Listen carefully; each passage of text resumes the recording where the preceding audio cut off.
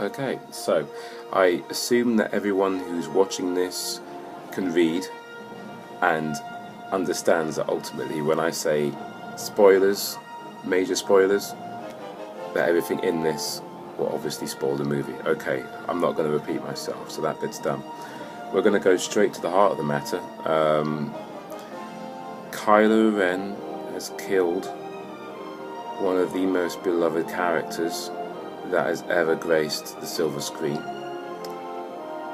and that obviously is quite tragic. It's so heavy that I'm even talking in code when I really don't have to, because it's a spoiler review. Han Solo is dead. I think that what they did was quite... it had to happen. Obi-Wan dies in A New Hope. There has to be a sacrificial lamb in this one, and we didn't see it coming. There's a moment, obviously, where we've all seen it now, where Han Solo is basically trying to convince his son to come back home. And Kylo Ren has been driven mad by his conditioning by Supreme Leader Snoke. And it's tragic because you get the idea that Leia and Han sent their son away to work with Luke on harnessing his force powers. But in reality, just like Anakin Skywalker, he needed to have more time with his parents, because that mission that they sent him on is probably in his head computed as betrayal. Who knows why Kylo Ren eventually went to the dark side? Maybe Luke did or said something in his training that didn't add up. Maybe Luke had a relationship ending up with a child being born. Who knows? Who knows? I do think that on a certain level the movie is great not to give us the reasoning as to why he's gone to the dark side, and I really wouldn't be happy to find out that he just had a certain darkness within him. I like films which are character driven, and for the greater part of the original trilogy, people are making choices based on motivations rather than just an all-powerful force pushing them whichever way the plot demands that they go. And they've hinted at the fact that Daisy Ridley's character Rey was able to tell that Kylo Ren or Ben Solo's motivation is to be more powerful than Darth Vader. But there must be something that put him on that path. It can't be just a quest for power in itself. I mean, I suppose that's what the dark side is, but I think that we've kind of been there, and I'd like that to be more nuanced. So we'll see. We have to wait and see. It was amazing to be in a communal space while watching this movie, because when you kill off someone like Han Solo, you don't really want to be alone, because for the next maybe 4 or 5 minutes, which is a long time in movie terms, you're not really taking in the action. You're just thinking, he's dead. Is he going to come back? Can he come back? Of course he can't come back. This is Star Wars, and when people die, in the films at least, they stay dead.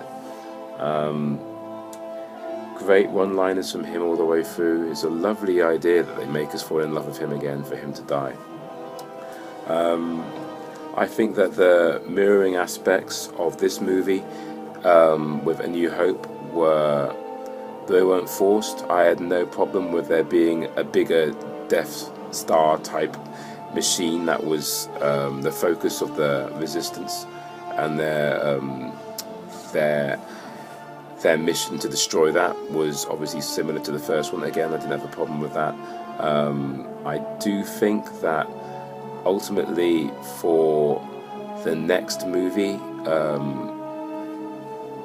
to be great, I think that they're going to have to build on what Luke is all about, because it was great that they didn't have him say anything, because his face said so much.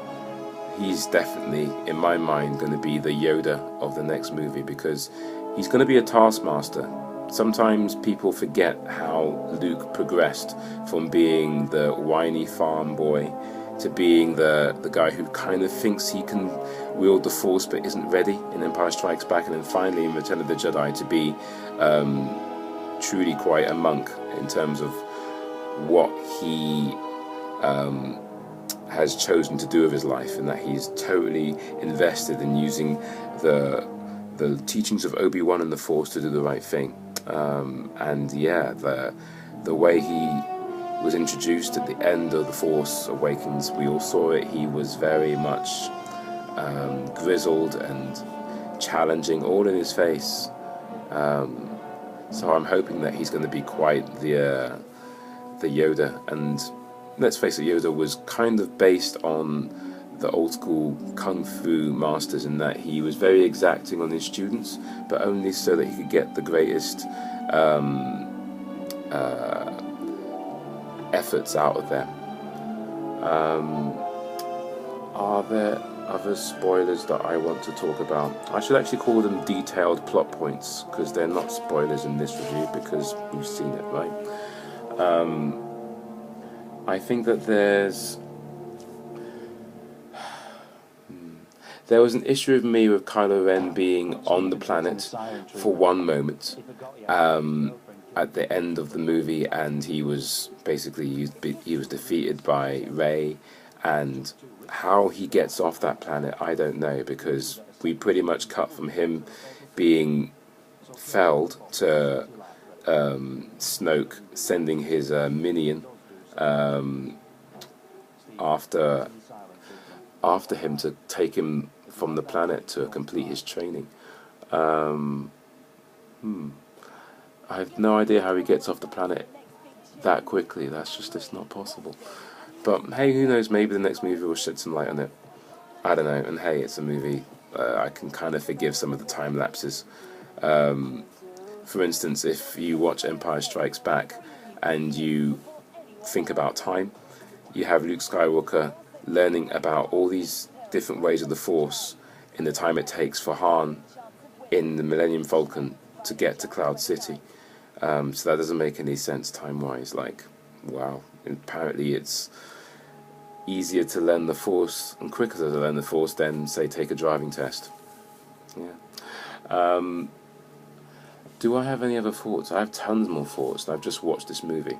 So I'm thinking, this is going to be what I thought it was going to be. This is going to have to be a series. So in each video I will focus on one major detail. So this detail was about Han. That won't be in the description box. So hey, I haven't hurt anybody just by them switching on their computer and going onto the internet and social media. So yeah, more characters and spoilers to come, detailed plot points to come. Bloody hell, that was a heavy movie.